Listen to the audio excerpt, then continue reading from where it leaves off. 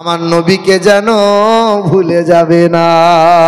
ওয়া জিহাদিন ফি সাবিলিহি ফাতারাব্বাসু হাত্তা ইয়াতি আল্লাহু বিআমরিহি ইন্নাল্লাহা লা ইয়াহদিল কওমাল ফাসিকিন। আমি আল্লাহর গজব নামিয়ে দেব। সব জায়গায় বেইজ্জতি হবি আর মরণ হবে ফাসিক হয়ে, ইমানদার হয়ে যেতে পারবি না। আমার নবীকে যখন বুকে রাখবি সব জায়গায় মাথা উঁচু করে বাঁচবি। ষষ্ঠ জাতি কারা? কারা বলো? ষষ্ঠ ধর্ম কারা পেল? আমরা। ষষ্ঠ জাতি হলাম আমরা, ষষ্ঠ ধর্ম পেলাম আমরা, ষষ্ঠ কিতাব পেয়েছি আমরা, ষষ্ঠ নবী পেলাম আমরা। আমাদের কালেমা এক, তোমার আমার কাবা এক, তোমার আমার কোরআন এক, তোমার আমার দিন ধর্ম এক, তোমার আমার আল্লাহ এক। তুমি আমি সবাই তো এক হালতে এলাম, পৃথিবীতে সবাই এক হালতে এলাম। তুমি বলো, আমি বলো, ছেলে বলো, মেয়ে বলো, সবাই ন্যাংটো হয়ে এলাম। এসেছি না আসি নাই? না না, হাফেজ সাহেব ইমাম সাহেব বোধহয় লুঙ্গি পরে এসেছিল। সবার হালত কিন্তু এক। পৃথিবী থেকে যখন যাব, সবাই যখন চলে যাব, সবার গোসল হবে, জানাজা হবে, সবাইকে সাদা কাপড়ে মোড়ানো হবে। না পীর সাহেব বলে বোধহয় কাপড়ের রংটা লাল হবে, কথা বলে না। সবার কাপড় হবে এক কালার, সবার পুরুষ মানুষের কাপড় হবে 3 টুকরা, সব মহিলাদের কাপড় হবে 5 টুকরা, সবার কবর হবে 3.5 হাত। সবাইকে প্রশ্ন করা হবে এক। হাফেজ সাহেবকে যে প্রশ্ন করা হবে, তোমাকেও সেই প্রশ্ন করা হবে, আমার বোনটাকে যে প্রশ্ন করা হবে, আমার ভাইটাকেও সেই প্রশ্ন করা হবে। তাহলে তোমার আমার আল্লাহ এক, তোমার আমার কাবা এক, তোমার আমার কোরআন এক, তোমার আমার দিন ধর্ম এক, তোমার আমার কালেমা এক। তুমি আমি এক হালতে এলাম, সবার হালত হবে এক, কবরে হবে এক। তবে কেন এত মারামারি খুনোখুনি বাবা? কোরআন বুকে নাও, নবীকে আঁকড়ে ধরো। ওই চকলেটের মতো যেই দিন কবরে নামিয়ে শুইয়ে দেওয়া হবে, সেই দিন জানা যাবে তোমার আমার বাহাদুরি কতটা। ষষ্ঠ জাতি আমরা, ষষ্ঠ ধর্ম পেলাম আমরা, ষষ্ঠ কিতাব পেয়েছি আমরা। পৃথিবীর জমিনে লাঞ্ছিত আর মার খাচ্ছে কারা? কারা বলো? মুসলমান। আল্লাহ বলে না তোরা তো মার খেতে পারিস না, লাঞ্ছিত হতে পারিস না, তবে পৃথিবীর জমিনে তোরা মার খাবি। কারণ এটা আয় আমার নবীর গুলামি তোরা ত্যাগ করে দিয়েছিস, আহলে বায়েতকে মোহাব্বত করা ছেড়ে দিয়েছিস, আমার নবীর অনুসারী বাদ চলে গেল। এ মুসলমান নওজোয়ান যুবকেরা, বাংলার জমিনে যারা হাল ফেলে নেতা হলো, কখনো অসীম সরকার বলো, কখনো অধিকারী বলো, কখনো ঘোষ বলো, রাত দিন মুসলমানদের বিরুদ্ধে কটাক্ষ করে, রাত দিন মুসলমানদের বিরুদ্ধে চক্রান্ত করে। করছে কি করছে না? ভারতের জমিনে কখনো মসজিদ ভেঙে দেয়, কখনো মাদ্রাসাগুলো গুঁড়িয়ে দেয়, কখনো বুলডোজার দিয়ে মসজিদগুলো ধ্বংস করে দিচ্ছে, শহীদ করে দিচ্ছে, কখনো মাজারগুলো ভেঙে দিচ্ছে, কখনো মসজিদের মাইক নামিয়ে দিচ্ছে, কখনো মুসলমানদের দাড়ি ধরে জয় শ্রীরাম বলে হত্যা করেছে, বিদেশে কাজ করতে যাওয়া ছেলেগুলোকে জয় শ্রীরাম বলে আর তাদেরকে বিদেশ থেকে বিতাড়িত করে। এ বাবাজিরা, ভাইরা আমার, এ আমার বোনের, আমার ভাইরা, পৃথিবীর জমিনে মুসলমান তো মার খেতে পারে না, কিন্তু মার খাবো কেন? এ বাবাজিরা, ভাইরা আমার, ইতিহাস শুনিয়ে দাও, ইতিহাস মনে করিয়ে দাও। এই মুসলমান জাত হলো সিংহের জাত, এই মুসলমান জাত হলো সিংহের জাত। আমরা ওয়াকফ নিয়ে আন্দোলন করছিলাম কি করছিলাম না? কথা বলে না? আচ্ছা, ওয়াকফের বিল কি বাতিল হবে? আপনাদের মনে কি হয়? বাতিল হবে? আমাদের একটা মসজিদ ভাঙলো, বাবরি মসজিদ। 92 সালের ডিসেম্বরের 6 তারিখে ওই বাবরি মসজিদ যখন শহীদ করে দিল, আমরা গোটা বিশ্বের মুসলমান আন্দোলন করেছিলাম মসজিদ কেন ভাঙবে। তখন আমরা মুসলমানরা শান্ত হলাম আর বললাম একটা মসজিদ যাচ্ছে যাক, ভারতের জমিনে হিন্দু মুসলমান সম্প্রীতি বজায় থাক। একটা মসজিদ যেমন কেড়ে নিল, তারপরে পরই 5টা মসজিদে আক্রমণ শুরু করে দিল। মথুরা বলো, জ্ঞানবাপী বলো, এইরকম করে 5টা মসজিদের প্রতি আক্রমণ হলো। 7 জন মুসলমান নওজওয়ানকে গুলিবিদ্ধ করে হত্যা করে দিল। তারপরে 3 তালাক নিয়ে বিল পাস করলো, মুসলমানরা আন্দোলন শুরু করলো। ওই বিল এখনো বাতিল হলো না। নূপুর শর্মা নবীর চরিত্র নিয়ে কটূক্তি করে দিল। সবাই আন্দোলন করেছিলাম নূপুর শর্মার ফাঁসি চাই, নূপুর শর্মার ফাঁসি চাই। বলো ফাঁসি কি হয়েছে? এই বাবারা ভাইরা আমার, এখন ওরা বলছে মুসলমান তোমাদের ভালো চাই, তাই তোমাদের ওয়াকফের সম্পত্তিগুলো, দানের জায়গাগুলো আমাদের হাতে তুলে দাও। আমার জায়গা দান করলাম মসজিদে, আমার জায়গা দান করলাম মাদ্রাসায়, কবরডাঙ্গায়। ওরা বলছে দানের জায়গা, ওয়াকফের জায়গা দিয়ে দাও, তোমাদের ভালো করব, ভালো চাই। এতদিন কি একটাও কি ভালো করেছো বাবা? এতদিন একটাও কি মুসলমানদের ভালো করেছো? হে ভাইরা আমার, মুসলমানরা যখন আন্দোলন শুরু করলো, মুসলমানদের ব্রেনকে ঘুরিয়ে দেওয়ার জন্য কাশ্মীরে রাজনৈতিক চাল একটা ঘটিয়ে দিল। আর তখন বলল মুসলমানরা করিয়েছে। জঙ্গি ছিল যারা, সব মুসলমান ছিল তারা। জঙ্গিদের ধর্ম হয় না? ধর্ম যদি না হলো প্যান খুলে খুলে মারলো কেন? দেখছি হিন্দু লে গুলি করে মার। ভাইরা আমার, না না, 2 বছর আগে 4 জন নওজওয়ানকে জয় শ্রীরাম বলিয়েছিল। মুসলমানের 4 জন ছেলে জয় শ্রীরাম বলে নাই বলে আগুনে পুড়িয়ে ছাই করে দিয়েছিল। তারা কোন ধর্মের ছিল তারা? না বন্ধু না, সন্ত্রাসী করে যারা, মানুষ হত্যা করে যারা, তারা কখনো ধার্মিক হতে পারে না, তাদের কখনো ধর্ম থাকতে পারে না। এ বাবাজিরা ভাইরা আমার, গোটা বিশ্বের মাটিতে মুসলমানদের চক্রান্ত, মুসলমানদের বিরুদ্ধে উস্কানিমূলক মন্তব্য, মুসলমানদের শত্রুতা অভাব আছে বাবা।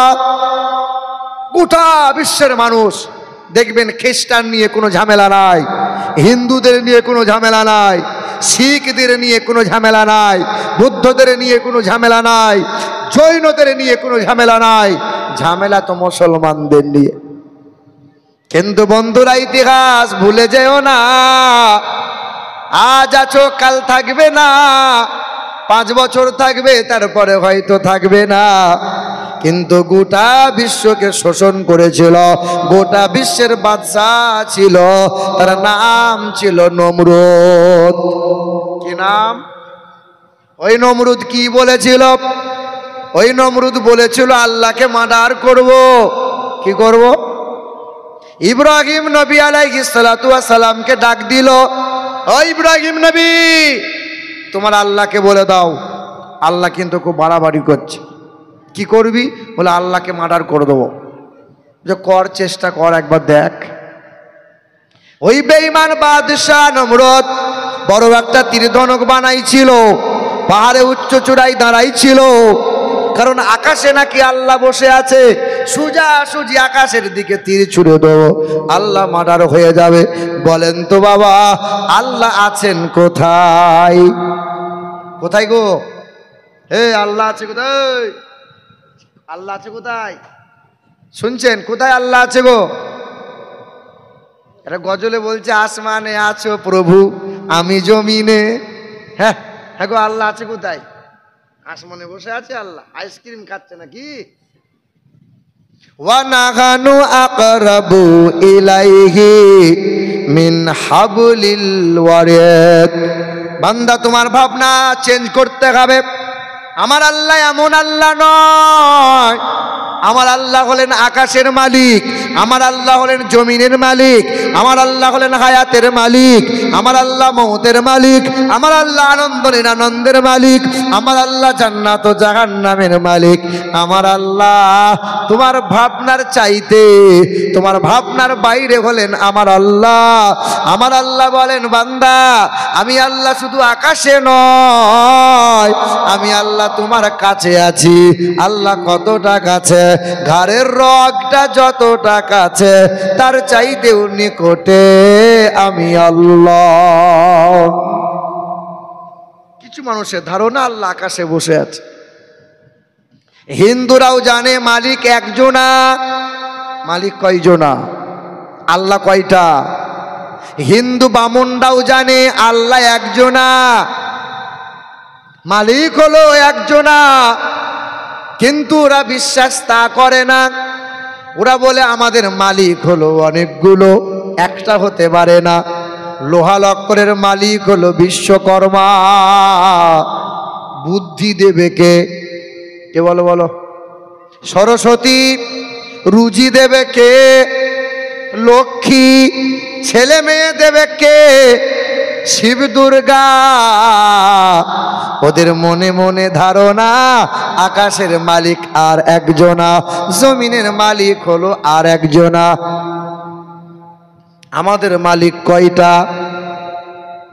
ঈশ্বর সর্বস্ব জাগতং ব্রহ্ম সর্বদং খালিদং ধর্মবহং পাপমাদং না দ্বিতীয়াম না তৃতীয়াম চতুর্থ না পঞ্চতে আল্লাং জ্যেষ্ঠাং ষষ্ঠাং পূর্ণং পন্নাং বরম্ভরং আল্লাহ আল্লাহ আল্লাহ আদাল্লাং বুকমেকম নিখাতকাম। হে বন্ধুরা আমার, এক আল্লাহ, তিনি জ্যেষ্ঠ, তিনি ষষ্ঠ, তিনি মহান প্রতিপালক।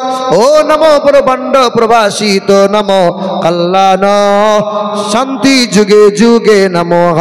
তিনি কখনো খায় না, তিনি কখনো ঘুমান না, তিনি কখনো জন্ম নেন নাই, তিনি কাউকে জন্ম দেন নাই। আমার আল্লাহর মতো আল্লাহ কেউ হবে না। হবে হবে? তবে মুসলমান বোনেরা আমার, কিছু কিছু শিরকি কাজ করছেন, দয়া করে করিয়েন না। আমার মুসলমান ঘরের ভাইয়েরা বোনেরা, মাজারে যাবেন, আল্লাহর ওলির দরবারে মাগফিরাতের কামনা করবেন, দোয়া করবেন, জিয়ারত করবেন, ছুটে গিয়ে উপর হয়ে সিজদা করিয়েন না। অনেক মানুষ আমি দেখেছি মাজারে গিয়ে উপর হয়ে সিজদা করে, পীর বাবা তুমি আমাকে বাঁচাও বাবা। সিজদা করা যাবে? মাথা ঠুকা যাবে? দেখবেন যারা গাড়ি চালায়, গাড়ির সামনে ছবি রাখে, ছবি, দুর্গার ছবি, কালীর ছবি। আমি যখন মাদ্রাসায় লেখাপড়া করছিলাম, তো আমার ক্লাস ফ্রেন্ড যারা ছিল, তা আমাকে বলছে, ভাইজান আমাদেরকে একটু দীঘায় নিয়ে চলেন, দীঘা যাব। তখন এখন যদি কেউ দীঘা যায়, ঘুরে এসে তাকে আবার কালেমা পড়ে ইমানদার হতে হবে। এখন আর দীঘায় গিয়ে চোখ আর ভালো থাকবে না, সর্বনাশ জিনিস। হে বাবা, তো কলকাতায় ধর্মতলায় বাসে উঠে বসে আছি, দীঘা যাব। তো ড্রাইভার দেখি ঠাকুরের ছবিতে ধূপ দেখায়, আবার বাম দিকে আছে খাজা বাবার মাজারের ছবি, সেখানেও ধূপ দেখায়। ঠাকুরও আছে, খাজা বাবার মাজারও আছে। তা মনে মনে চিন্তা করছে, ড্রাইভার যে ধূপ দেখায়, এ হিন্দু না মুসলমান? ডাইরেক্ট তো জিজ্ঞাসাও করতে পারছি না, ভাই তুমি হিন্দু না মুসলমান? তার নাম যদি জিজ্ঞাসা করি তো পরিচয় পাওয়া যাবে। ভাই আপনার নাম কি? তখন বলছে আমার নাম হলো আব্দুল জব্বার। খাঁটি মুসলমান তো। তখন ভাই এই যে আপনি এই ধূপ ঠাকুরকে দেখালেন, আবার খাজা বাবার মাজারকেও দেখাচ্ছেন, ব্যাপারটা কি? বলে আপনি বুঝবেন না, আপনি একবার বুঝিয়ে বলেন। তা বলছি দীঘার রাস্তা খুব বিপজ্জনক, কখন কোন সময় যে আপদ বিপদ হবে বলা খুব মুশকিল, গাড়ি ঘোড়ার ব্যাপার। ঠাকুর রেখেছি, কালী দুর্গা রেখেছি, পাশে খাজা বাবাকেও রেখেছি। ঠাকুর যদি কোনোদিন গোলমাল করে দেয়, আমার চিন্তা নাই, খাজা বাবা আছে, কথা বুঝলেন? আপদ বিপদের মালিককে, হায়াত মৌতের মালিককে, আনন্দ নিরানন্দের মালিককে, সর্ব জায়গার সর্বক্ষণের মালিককে আল্লাহ। আল্লাহ আল্লাহর ওলিদের সম্মান করবেন, মোহাব্বত করবেন, মাজারে যাবেন, জিয়ারত করবেন, আদব বজায় রাখবেন, ঈমান নষ্ট করে বাড়ি আসিয়েন না। আমার মা বোনেরা, কবর ডাঙায় গিয়ে সিজদা করা যায় না। আপনার এলাকায় কোনো পীর সাহেব যদি আসে, ডাইরেক্ট পীর সাহেবের সামনে দাঁড়ানো যায় না। অনেক পীর সাহেব আমরা দেখেছি, মহিলারা আসে আর সরষের তেল গরম করে পীর সাহেবের পা মালিশ করে। এটা হারাম কাজ, করা যায় না, করা যাবে না। আম্মা জান আয়েশা, আল্লাহর নবী যখন পর্দা নিয়েছেন রওজা পাকটা, যখন মা আয়েশার ঘরে নবী আমার শুয়ে আছেন, একদিকে কবর রওজা মুবারকে নবী আছেন, আর এখানে মা আয়েশা ওই ঘরে শুয়ে বসে সংসারও করে। আল্লাহর নবীর শ্বশুর মা আয়েশার আব্বা হযরত আবু বকর যখন ইন্তেকাল করলেন, নবীর ডান দিকে বারবার কবর হয়ে গেল, শুয়ে রইল। তখনও মা আয়েশা ওই ঘরে থাকে, যেই ঘরে আব্বা আছে, নবী শুয়ে আছে কবরে। আর ওমরে ফারুক যখন ইন্তেকাল করবেন, আব্দুল্লাহ নামক ওই সাহাবী ওমরে ফারুকের সন্তান এসে বলছেন, মা, আম্মা জান আয়েশাকে বললেন, নবীর বাম দিক বরাবর আমার আব্বা শুতে চাইছে, একটু শোয়ার জায়গা করে দেন। আম্মা আয়েশা দেখলেন ওমরে ফারুক তো পরপুরুষ। যখন ওমরে ফারুক রাদিয়াল্লাহু তাআলা আনহুর কবর হয়ে গেল, মা আয়েশা ঘর ছেড়ে দিলেন, কারণ পরপুরুষের সামনে আর থাকা যায় না। আমার মা বোনেরা পর্দা করবেন। এখানকার মা বোনরা তবু মাশাআল্লাহ ভালো, পর্দায় চলে, নামাজ কোরআন পড়ে, স্বামীর কথা মতোই চলে। চলে কি চলে না? ঠিক বলছেন তো নাকি? চলে না। হ্যাঁ, তুমি বিয়ে করেছো তো নাকি? কে বলছো? বিয়ে করেছো? বিয়ে করেছে? বিয়ে করেছে? ওর কপাল গেল, ওর কপাল খারাপ। বিয়ে দিয়া মানে সারা জীবন কেঁদে মরে যাবে। এবার এ বাবাজিরা, ভাইরা আমার, দেখবেন পৃথিবীর জমিনে সবচেয়ে বেশি হার্ট অ্যাটাক করে মারা যায় পুরুষরা না মহিলারা?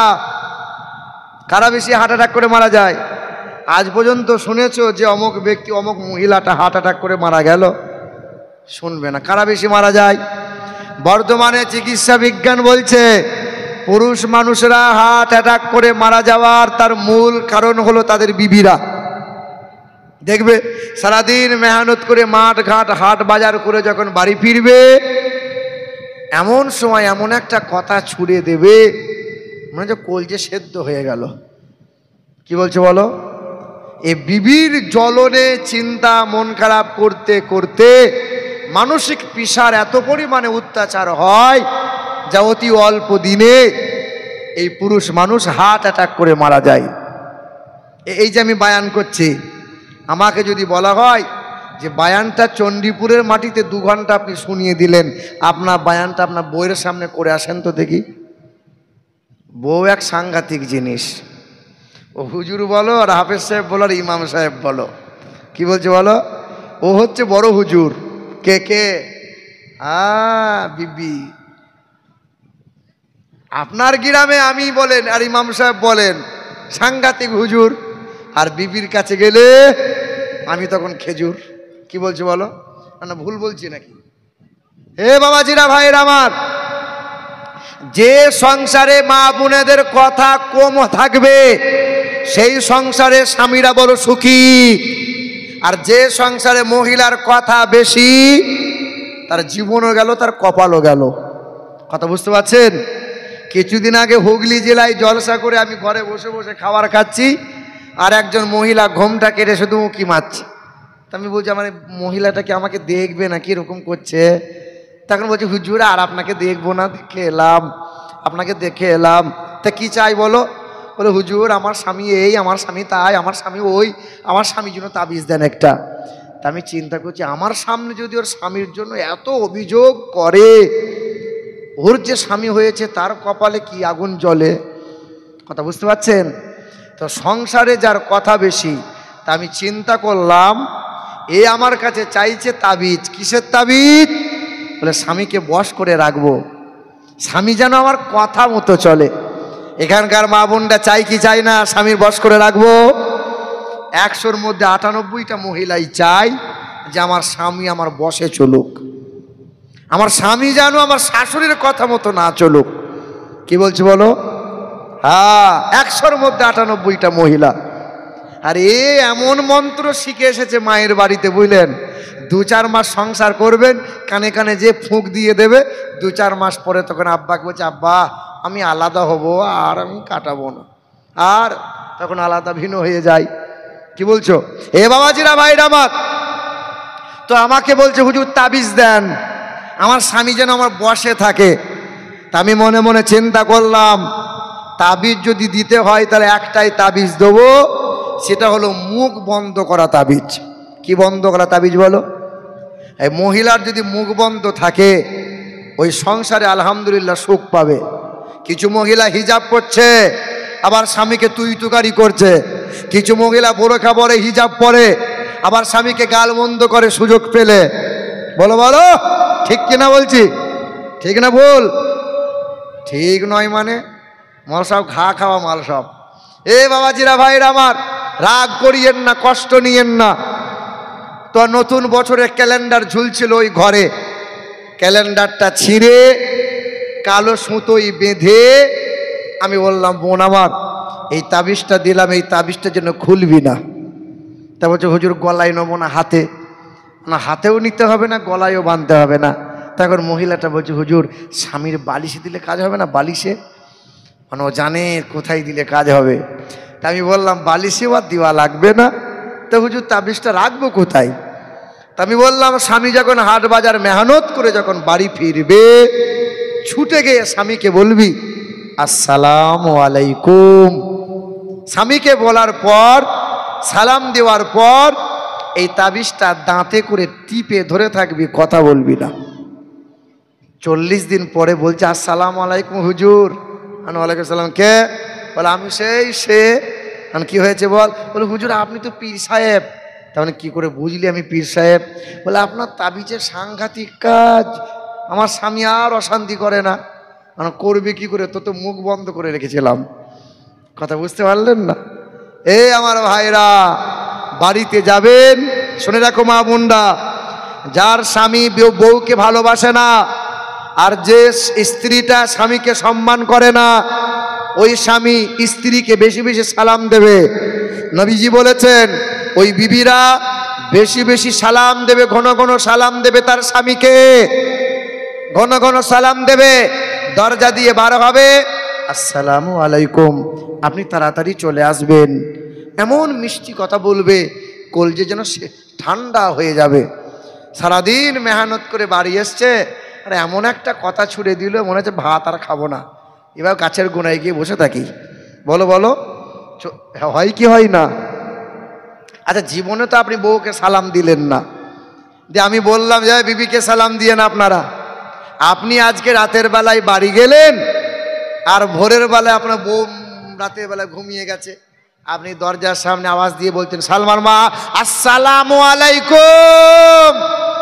তখন আপনার বউ বলছে খ্যাপা নাকি, মাথা তার ছিঁড়ে গেল। কি বলছে বলো? জীবনে সালাম দেননি তো, আজকেই প্রথম দিয়েছেন। আপনার বউ ভয়ে চমকে যাবে। কি বলছেন? সালাম দেবো ইনশাল্লাহ, সালাম দেবো ইনশাল্লাহ। বড় ছোটদেরকে সালাম দাও, বিবিরা স্বামীদেরকে সালাম দাও, স্বামীরা বিবিদেরকে সালাম দাও, চলমান ব্যক্তি বসমানকে সালাম দেবে। কে সালাম দেবে? আপনি বাইক নিয়ে যাচ্ছেন আর ওই রাস্তার ধারে বসে আছে, সালামটা কে দেবে বলেন তো? কে দেবে সালাম? যে বসে আছে সালাম দেবে না? কে দেবে? যে গাড়ি চালাচ্ছে সে দেবে না যে বসে আছে সে দেবে? হ্যাঁ, খেপা হলো না। যে গাড়ি চালাচ্ছে চলমান ব্যক্তি বসমানকে সালাম দেবে, বসমান যদি চলমানকে সালাম দেয়, এ বাবু, মনে কর গাড়ি চালাচ্ছি আমি, তুমি ঝরম করে একটা সালাম দিয়ে দিলে, চুমকে গিয়ে গাড়ি ঠুকে দেবো আমি। কথা বুঝতে পারলে? তাহলে চলমান ব্যক্তি বসমানকে সালাম দেবে, দাদুরা নাতি পোদাদেরকে সালাম দেবে, বাপরা ছেলে মেয়েদেরকে সালাম দেবে। যে বাড়িতে যে ঘরে সালামের আদান প্রদান বেশি হবে, আল্লাহ পাক ওই বাড়িতে ওই ঘরে রহমত আর মোহাব্বত আল্লাহ বাড়িয়ে দেবে। মুসলমান বাবা জিরা ভাইরা আমার, সোনার টুকরো বন্ধুরা, পৃথিবীর জমিনে ওই নমরুদ বলে বেঈমান আল্লাহকে মার্ডার করতে চেয়েছিল, বলছিলাম না? ভুলে গিয়েছিলেন নাকি? ওই পাহাড়ের চূড়ায় দাঁড়ালো, আকাশের দিকে তীর ছুড়বে, আল্লাহকে মার্ডার করবে, আকাশের দিকে তীর ছুড়ে দিল। আহারে, উড়ন্ত পাখির গায়ে লেগেছিল, রক্ত মাখা তীরটা জমিনে ফিরে এলো। নমরুদ ক্যাঁচা মেরে মহা আনন্দে বলেছিল, আল্লাহকে মার্ডার করে দিলাম, এই তো তীরে রক্ত লেগে আছে। আল্লাহর ফেরেশতারা বলেছিল, ও দয়ার মালিক আল্লাহ, একবার যদি অর্ডার দেন ওই বেঈমানকে জব্দ করে আসে। আল্লাহ বলেছিল, ফেরেশতা তোদের যাওয়া লাগবে না, জিন জাতিকে আসা লাগবে না। বলেন তো বাবা, ওই বেঈমানকে টাইট দেওয়ার জন্য, জব্দ করার জন্য আল্লাহর বড় সৈনিক সিপাহী এসেছিল কে? কে এসেছিল? কে গো? মশা। পৃথিবীতে মশা নাজিল হয়ে গেল। মশা নমরুদ বাড়াবাড়ি না করবে, এই পৃথিবীতে ঝামেলা না আসবে। আচ্ছা, মশার পাওয়ার বেশি না মানুষের পাওয়ার বেশি? কার পাওয়ার? মানুষ মশাকে বড় ভয় পায়, তাই তো বেটা মশার ভয়ে মশারি টাঙায়। কি গো? বাবাজিরা, মশাকে কম মনে করো না, আকারে ছোট হতে পারে, আল্লাহর বড় সৈনিক, তবে মানুষের পাওয়ারটা বেশি। আল্লাহ পাক মানুষকে যে পাওয়ার দিয়েছেন, সব প্রাণীকে বশ করতে পারে মানুষ, হাতে নিতে পারে মানুষ। মুসলমান, ওই বেঈমানকে টাইট দেওয়ার জন্য ওই দিন মশা বলেছিল, আল্লাহ একবার পৃথিবীতে পাঠিয়ে দাও, বেঈমানকে জব্দ করে আসে। পৃথিবীতে মশা হাজির হয়ে গেল, নমরুদের কানের কাছে দাঁড়িয়ে গেল, নমরুদের মাথায় ঢুকে গেল, মগজে গিয়ে কামড় দিতে শুরু করলো, যন্ত্রণা শুরু হয়। ওই বেঈমান নমরুদ কি করলো? মাথায় বাড়ি মারে, আবার মশা থেমে যায়, আবার কামড় দেয়, যন্ত্রণা আরো তীব্র হয়ে যায়। যত দিন যায় যন্ত্রণা বেড়ে বেড়ে যায়। একজনকে দাঁড় করাই, খরমে করে বাড়ি মার, মাথায় বাড়ি মারে, একজনের দ্বারাই হয় না, দুইজনে বাড়ি মারে।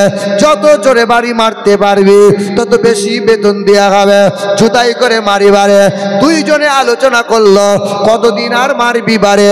এক কাজ কর, ও শালাকে এমন করে মার যেন পৃথিবী থেকে বিদায় নেয়। ওই বেঈমান আল্লাহর দুশ্মনকে এমন করে জুতাই করে মারলো বারে, মাথা ফেটে গেল, নমরুদের নাক দিয়ে মশা বেরিয়ে গেল। ওই দিন মশা বলেছিল, ও দয়ার মালিক আল্লাহ, গোটা বিশ্বকে শোষণ করেছে, গোটা বিশ্বের বাদশাহ ওই নমরুদ বাড়াবাড়ি করেছে, তাই আমি মশা এমন করে টাইট দিয়ে এসেছে, আর কখনো কোনো দিন বাড়াবাড়ি নমরুদ করবে না। গো, আল্লাহ যদি চান তো এইরকম বেঈমানগুলোকে ধূলিসাৎ করতে আল্লাহর সময় লাগবে না বন্ধু, না। শুধু আন্দোলন করলেই ওয়াকফের সম্পত্তি ফিরে পাবে না, আন্দোলন করলে পরে বাবরি মসজিদকে রক্ষা পাবে না, আন্দোলন করলে পরে মুসলমান তোমার মসজিদ ভাঙা বন্ধ হবে না। একটা কাজ করো, যেমন তোমাদের তো ঈদ হয়ে গেল, এই তো বকরা ঈদ হয়ে গেল। ঈদ মানে খুশির দিন, ঈদ মানে খাবারের দিন, ঈদ মানে আনন্দের দিন। ঈদ হয়ে গেল, কত মানুষের ঘরে সব মাংস রয়ে গেল, আনন্দে মাংস খায়।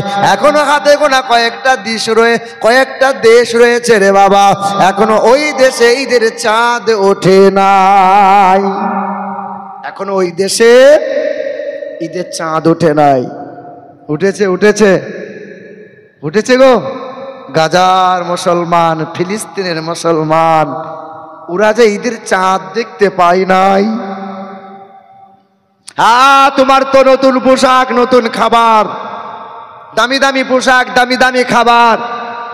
তাদের নতুন পোশাক তো দূরের কথা, তাদের মুখে দুমুঠো অন্ন দেওয়ার মতো কেউ নাই।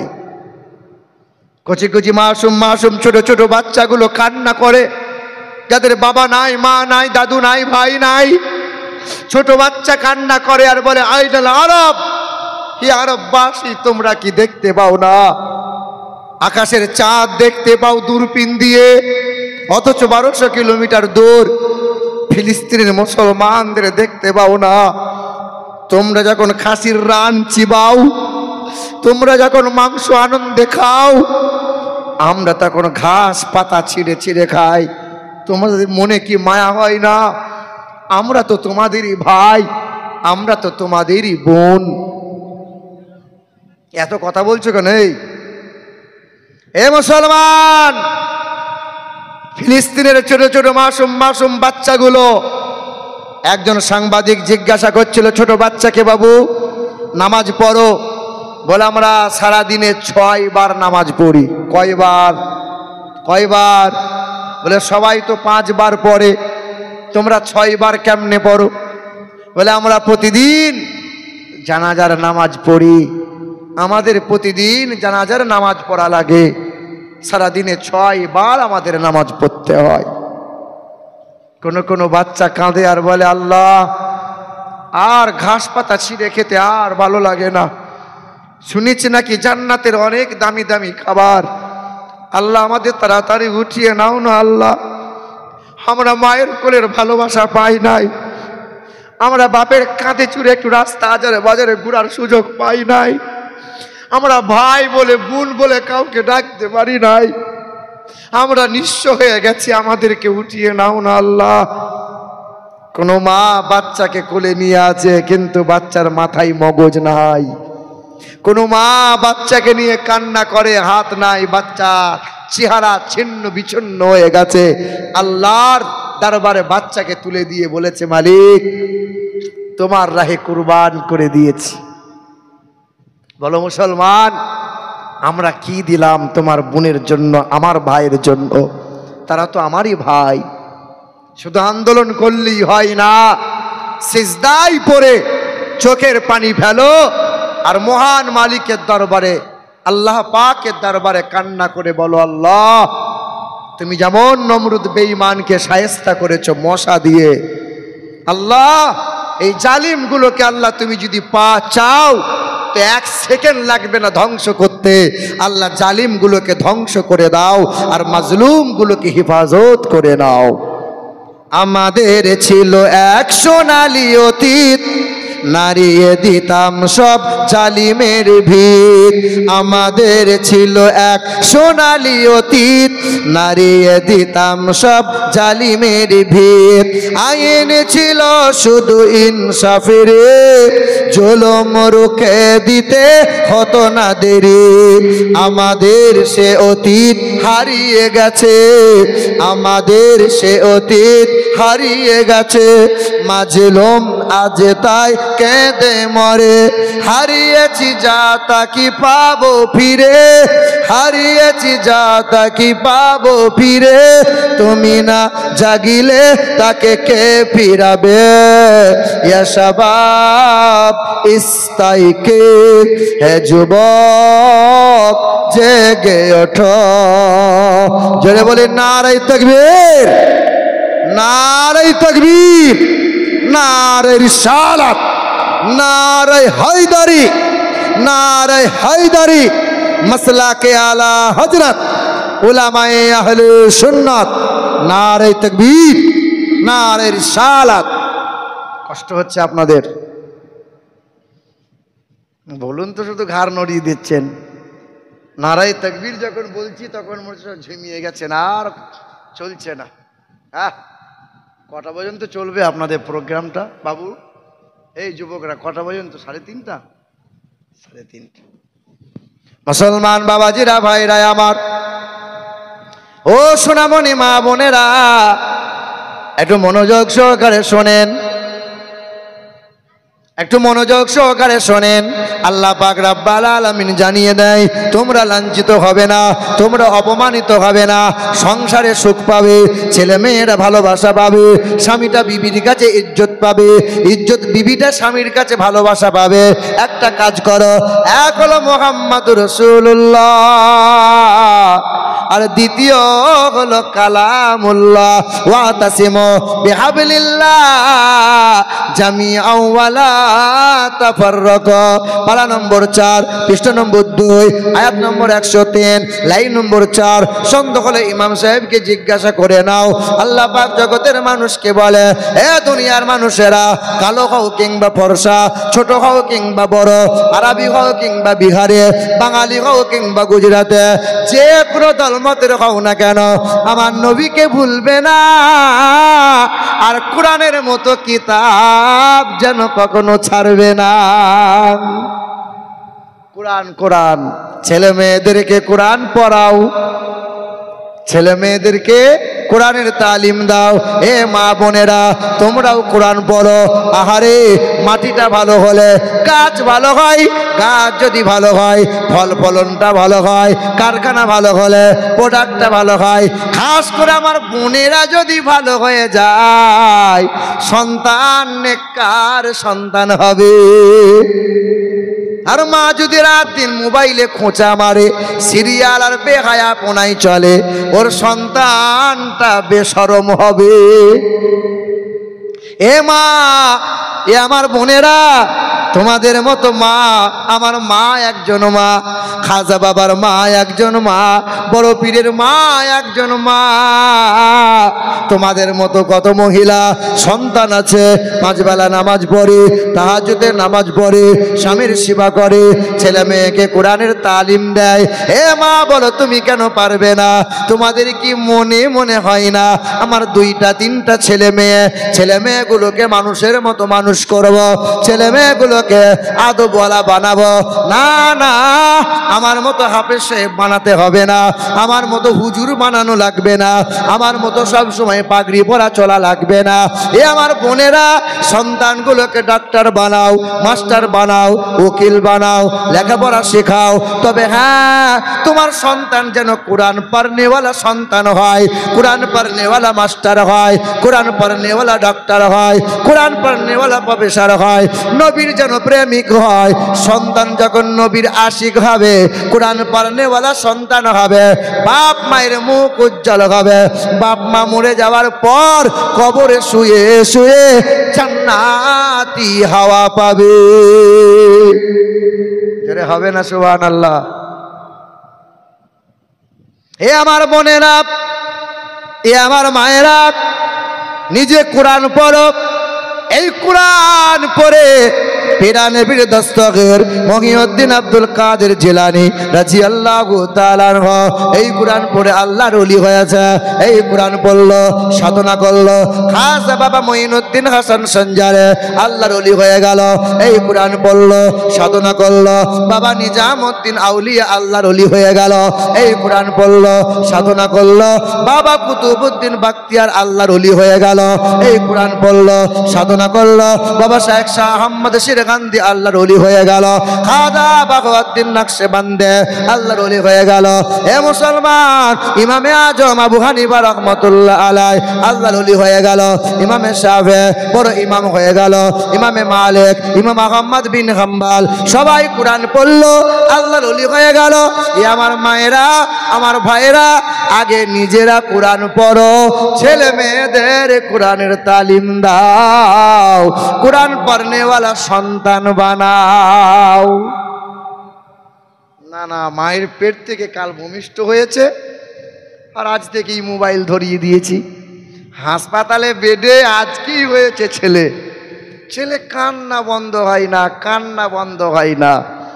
তো একজনা পাশের বেড থেকে বলছে, এক কাজ কর, মোবাইলে হিন্দি গান লাগাতো, লাগা। ও যখন মোবাইলে হিন্দি গান লাগিয়েছে, হাসপাতালের বেডে বাচ্চা তখন ত্রিক ত্রিক করে লাফাচ্ছে, বাচ্চার কান্না বন্ধ হয়ে গেছে। আচ্ছা বলো তো, যে দুধের বাচ্চা মোবাইলের নেশা, মোবাইলের গান আর এসব উল্টো পাল্টা জিনিস যে তুমি শোনাইলে, দেখাইলে, এই ছেলেটা বড় যখন হবে বোধহয় খাজা বাবা হবে বোধহয়, বলো না। এই ছেলেটা বড় হওয়ার পরে বাবা নিজামুদ্দিন আউলিয়া হবে, বলো বলো বলো। এই ছেলেটা বড় হওয়ার পরে শ্বশুরকে বলবে আব্বা জান, শাশুড়িকে বলবে আম্মা জান, নিজের বাপকে বাপ বলবে না, নিজের মাকে খেতে দেবে না, নিজের বোনকে একবার তাকিয়ে দেখবে না, শালিকে বলবে তুই আমার গলার মালা, তুই যা চাইবি অসুবিধা হবে না। আর বোনের ছেলে যখন বলবে মামা, বলে শালা জান জ্বালাবি না, বলো বলো। শালির ছেলে বলছে খালু, বলে অসুবিধা নাই আছি। আর নিজের বোনের ছেলে যখন বলছে মামা, আলে জান জ্বালাবি না। হ্যাঁ গো, কুকুর বিড়াল গরু ছাগল ছোটবেলায় মায়ের পিছনে পিছনে ঘোরে, মায়ের স্তনে দুধ পান করে। কুকুর বিড়াল গরু ছাগল বড় হয়ে গেলে বাপ মাকে খেতে পড়তে দেয়, কথা বলে না, বাপ মাকে খেতে পড়তে দেয়। কুকুর বিড়াল বড় হয়ে যাওয়ার পরে ওই ভাই বোনের সাথে আর সম্পর্ক রাখে। তোমার গ্রামে কত মানুষরূপী জানোয়ার আছে, নামাজ পড়লে অনেক। আমার আগের বক্তা বলছিলেন না, নামাজ ছাড়া গতি নাই। নামাজ আপনি পড়লেন অনেক, আর বাপ মাকে খেতে দিলেন না। এই যে উত্তর 24 পরগনা জলসা করে নামছিলাম, তা একটা যুবক ছেলে 25-26 বছর বয়স সামনে এসে 500 টাকার নোট দিয়ে আমার হাতে চুমু খাচ্ছে, এরকম করছে। আনো সাংঘাতিক চুমু খাওয়া, খা খা দুটো খা, এরকম করে চুমু খেতে করে। তাই বললাম কি ব্যাপার? বলে আপনার ওয়াজ শুনে আমার কলজে ঠান্ডা হয়ে গেল, খুশি করে 500 টাকা দিলাম আপনাকে, আমার বউয়ের জন্য একটু দোয়া করে দেবেন। আরে বউ কি মরে গেছে নাকি? বললো না, বেঁচে আছে এখন, বউ মরবে কেন, এখন টাটকা হয়ে আছে। তাই বললাম সবাই বাপ মায়ের জন্য দেয় আর দোয়া চাই, তা বাপ মায়ের জন্য দিবি নে? বলে 4.5 বছর হলো মায়ের সাথে কথা বলি না। কি বলো বলো?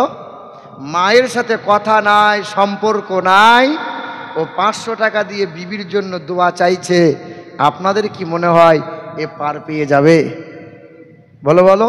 না না, আমি তো বড় হুজুর, আমি তো দোয়া করে দেবো, ফুরুত করে পার হয়ে যাবে।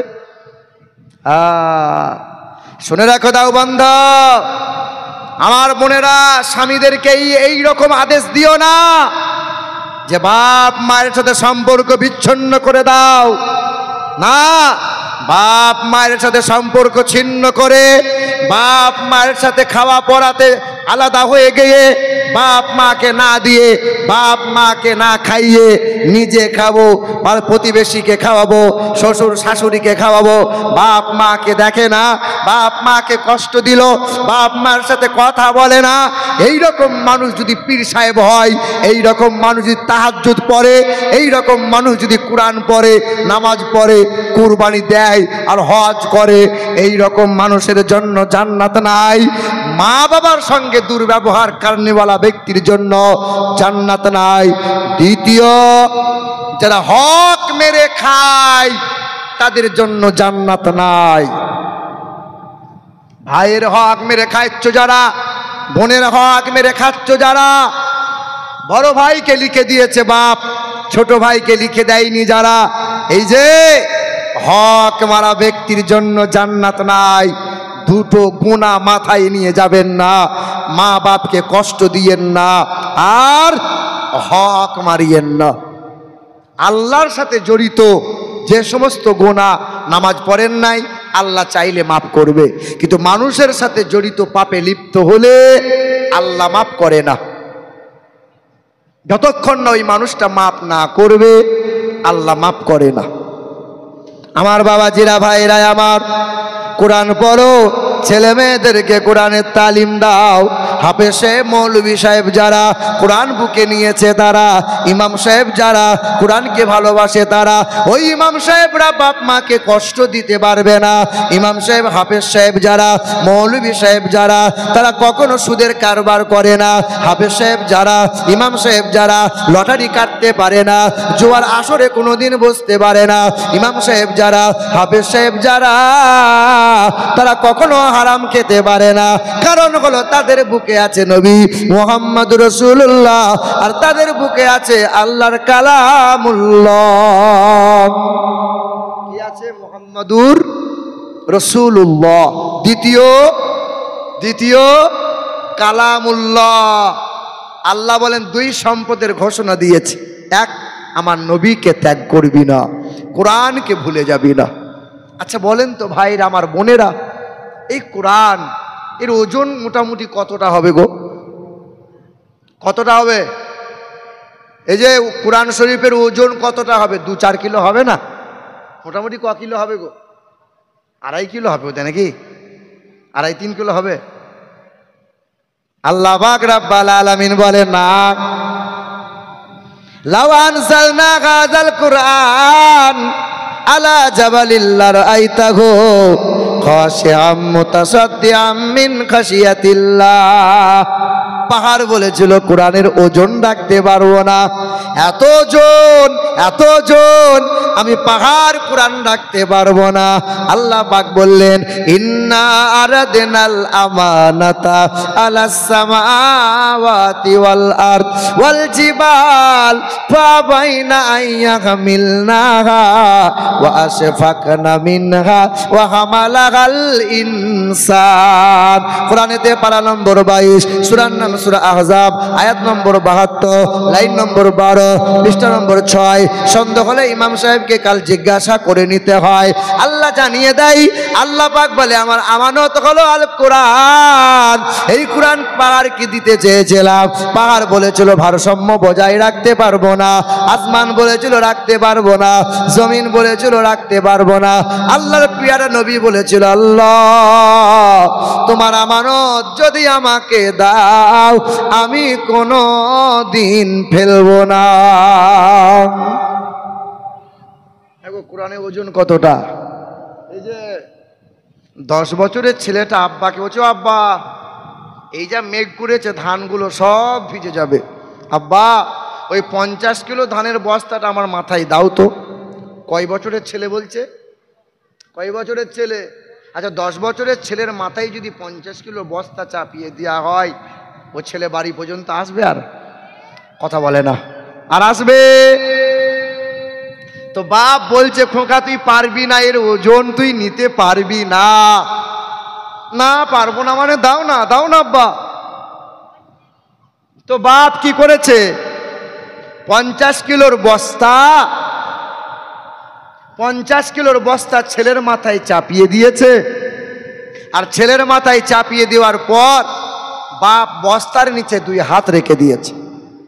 দিয়ে ছেলে তখন বাড়িতে যেমন রেখেছে, তা ছেলে বলছে, আব্বা তুমি বললে আমি পারবো না, তা যদি না পারি তো বস্তা কি করে নিয়ে আসলাম? তা বাপ বলছে, খোকা বস্তার নিচেই যদি আমার হাত দুটো না থাকতো কবে তোর জানাজা পড়তে হতো। আমার হাত ছিল বলে তুই বাড়ি পর্যন্ত বস্তা নিয়ে আসতে পারলি রে খোকা। আল্লাহ বলে, বান্দা এই কোরআনের ওজনটা 2 কিলো 2.5 কিলো নয় রে বান্দা, এর এত ওজন। পাহাড় বলেছিল রাখতে পারবো না, আসমান বলেছিল ভারসাম্য বজায় রাখতে পারবো না। বান্দা তুমি কোরআন বুকে নিয়েছো, বান্দা তুমি চুমা দিয়েছো, বান্দা তুমি কোরআন উঠিয়েছো, এর ওজন তুমি রাখতে তুলতে পারতে না। আমি আল্লাহ কোরআনের নিচেই কুদরতি হাত আমার রাখা আছে, কুদরতি হাত আমি রেখে দিয়েছি, তাই বান্দা তুমি কোরআন নিতে পারো। আমার ভাইরা, আমার বোনেরা, এটা হলো সেই কোরআন। পৃথিবীতে কত মানুষ টিউশনি পড়ায়, ছেলেদের বাচ্চাদেরকে বর্ণ পরিচয় বই পড়ায়, অ আ ক খ বলো বাপ। 10 বছর ধরে বর্ণ পরিচয় যে মানুষটা পড়াচ্ছে, ওই মানুষটাকে জিজ্ঞাসা করো বর্ণ পরিচয়ের কি হাফেজ হয়েছো? পাওয়া যাবে। কিন্তু লাখ লাখ মায়ের সন্তান হাফেজে কোরআন এই বিশ্বের মাটিতে ঠাড়ো হয়ে জিন্দা আছে।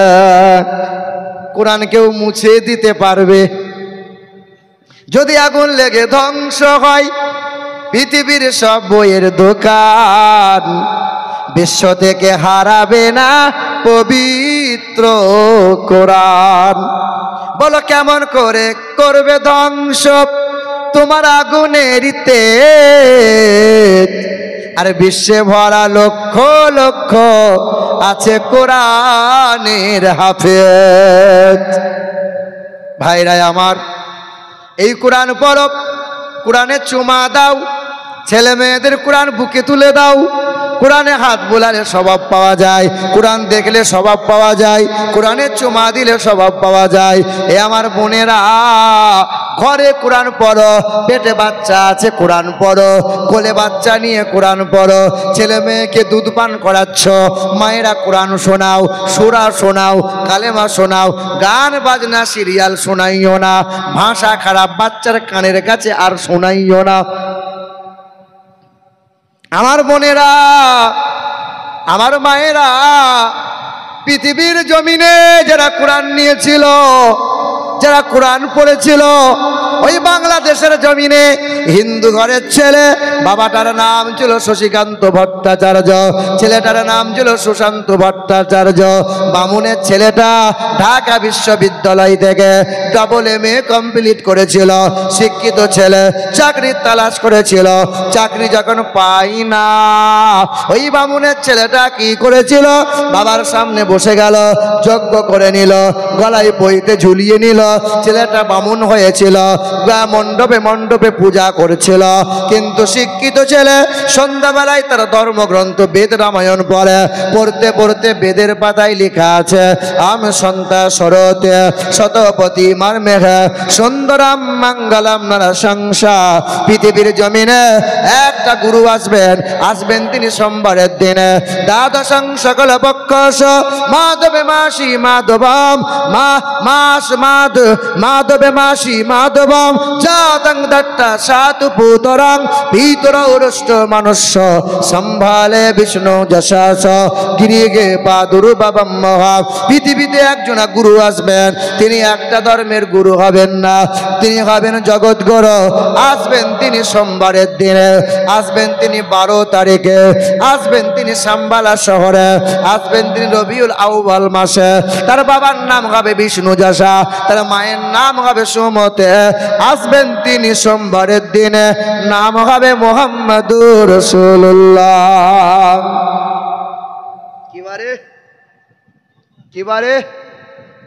আল্লাহর নবীর আব্বা হযরতে আব্দুল্লাহর সঙ্গে যখন মা আমিনার বিয়ে হলো, সোমবারের দিনে বিয়ে হয়েছিল।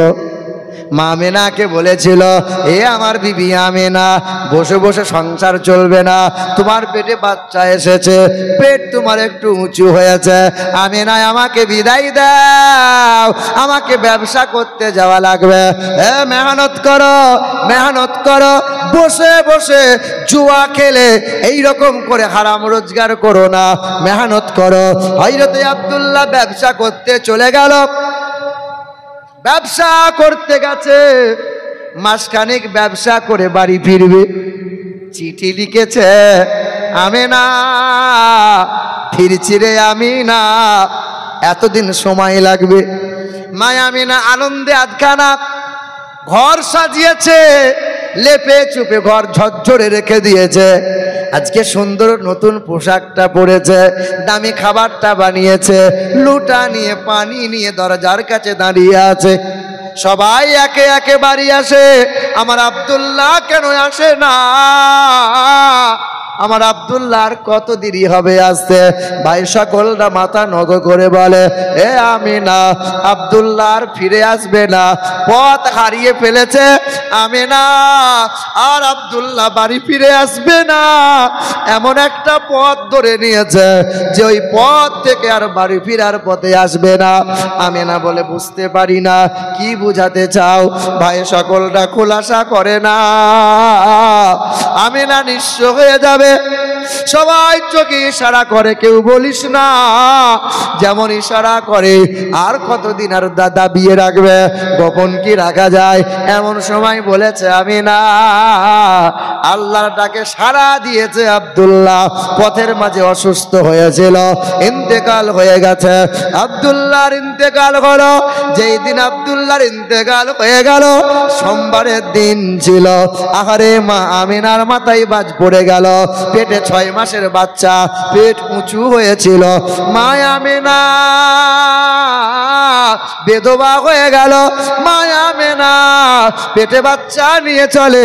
যিনি পেটে আছেন তিনি হলেন দোজাহানের বাদশাহ। নবী যেই দিনে ভূমিষ্ঠ হলো, দিনটা ছিল সোমবারের দিন। নবী যেই দিন মক্কা থেকে মদিনায় চলে গেল, সোমবারের দিনে নবী মক্কা বিজয় করে নিয়েছিল। সোমবারের দিনে নবীর কোলে মাথা রেখে মা খাদিজা যেই দিন জনমের মতো ঘুমিয়ে গেল। নবীর বিবি মা খাদিজা কার কোলে ঘুমাচ্ছেন? স্বামীর কোলে। কার কোলে? হ্যাঁ গো, আমার তোমার বিবি যদি মারা যায়, পরপুরুষরা এসেটি আবার মুখ দেখে না? মৃত্যু মহিলার মুখটা দেখে না? মুখ দেখা যাবে, মুখ দেখা যাবে। আচ্ছা, কোনো পুরুষ কোনো মহিলা যখন মারা যায়, গোসল দেওয়ার সময় পর্দা করা হয় না? যে পুরুষটা জীবন ভর ন্যাংটা জাঙ্গিয়া পরে আর বেহায়াপনা গোসল করলো, মরে যাওয়ার পরে বলছে তাকে পর্দা করতে হবে। হ্যাঁ গো, পর্দা আর লজ্জা বেঁচে থাকতে করতে হয় না, মরার পর। হ্যাঁ বলো বলো, বেঁচে থাকতে মা বোনেরা পর্দা যদি করতে হয়, বেঁচে থাকতে পর্দা করতে হয়। কার কোলে মাথা রেখে মা খাদিজা ঘুমাচ্ছেন? স্বামীর কোলে। কবরে কে নামবে? বিবির কবরে কে নামবে? কে নামবে? বলো বলো না। বিবির গোসলটা কে দেবে? আরে এইরকম মহিলা পাওয়া যায় না, মহিলা পাওয়া যায় না। বিবির গোসলটা স্বামী দাও, আর স্বামীর গোসলটা না হয় বিবি দাও। বলো বলো। ও মরার দিনে গলা ধরে শুধু অভিনয় করে কান্না, দেখো শুধু সুর করে কান্নার কান্না। নবী বলেছেন এই কান্না কেঁদো না। এই কান্না কাঁদলে পরে অভিনয়, এই সুর করে, এই ঢং করে কান্না, এটা লোক দেখানি কান্না। পাড়ার মেয়েরা বলছে খা, না খেলে কি কাঁদতে পারবি, খা খা।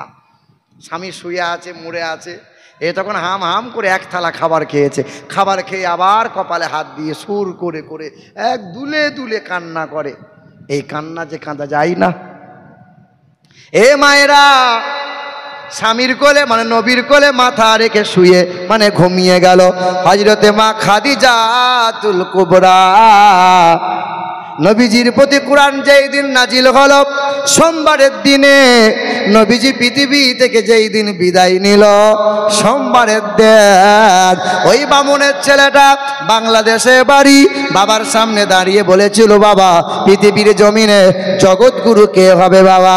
সেই দিন বাবা বলেছিল শ্রী চৈতন্য হবে, কেউ বলে গুরু নানক হবে, কেউ বলে মহাবীর হবে। না বাবা, অন্তিম মহামানব হবেন তিনি, চেহারা দিয়ে সুগন্ধ বার হবে, যার চারজন সহচর হবে তার, তিনি আসবেন সোমবারের দিনে, নবী মুহাম্মদুর রাসূলুল্লাহ। বাবা আমি কোরআন পড়ব। বাবার কাছে অনুমতি নিয়ে রাতের বেলায় বামুনের ছেলে বামুন কোরআন পড়তে গেল ইমাম সাহেবের কাছে।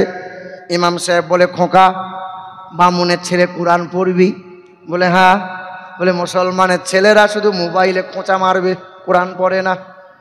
কোরআন পড়ে পড়ে। এ জলসা কমিটি, এই যে ছেলেগুলো সব জলসা দিয়েছে, আবার পরের বছর একটা তাগড়াই হুজুর নিয়ে আসবে, আবার জলসা হবে। এদের মনে মনে ধারণা বছরে যদি একবার জলসা দিই কেউ ঠেকাতে পারবে না, ফুরুত করে জান্নাত চলে যাবে, অসুবিধা হবে না। আর সব ব্যাচ পরে নিয়েছে বুঝলেন, আর শুধু ব্যাচ পরে একবার ঘরে যাচ্ছে, আর বউকে বলছে দেখ দেখ ব্যাচ দেখ কমিটি আমি। হে যুবক ভাইরা, কোরআন পড়া লাগবে তোমাদের, নামাজ পড়া লাগবে, আর বাপ মায়ের সঙ্গে কোনোদিন দুর্ব্যবহার করো না। ভাইরা আমার, ওই বামুনের ছেলে হিন্দু ঘরের ব্রাহ্মণের ছেলে, ব্রাহ্মণ আলিফ বেতে পড়েছিল, রাতের বেলায় গোসল করে আসে আর আলিফ বেতে পড়ে।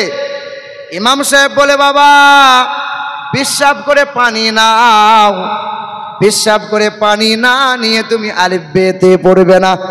3 মাস আলিফ বেতে পড়লো। ওই বামুনের ছেলেটা কোরআন পড়া শিখে নিল। ওই ছেলে এত মধুর গ্রন্থ কোরআন তেলাওয়াত করে, আর পূজা অর্চনা করে না। বাবা বলেছিল খোকা কোরআন যেন পড়বি না। ওই দিন ওই মানুষটা কোরআন পড়া বন্ধ করে নাই, বাবা তেজ্যপুত্র করে দিল। ওই ছেলেটা কোরআন বুকে নিয়ে ঘর থেকে বেরিয়ে গেল, কলেমা পড়ে নিজের নামটা পাল্টে নাম রেখে দিল শহীদুল ইসলাম ভট্টাচার্য। কলেমা পড়ে ইমানদার হয়ে গেল, মাথায় টুপি রাখলো, গালে দাড়ি রাখলো, লম্বা পাঞ্জাবি পরে নিল। ওই নওজোয়ান যুবকটা আল্লাহর মুমিন পেয়ারা বান্দা হয়ে গেল।